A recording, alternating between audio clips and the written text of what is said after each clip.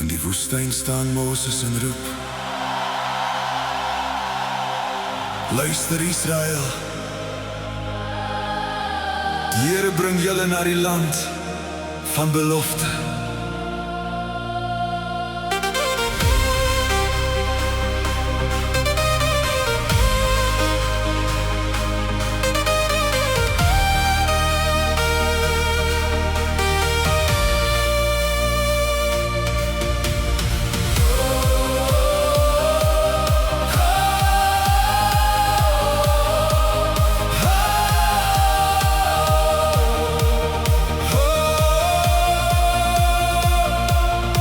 Breek die altare van vals gode af, moenie hulle paaie volg nie.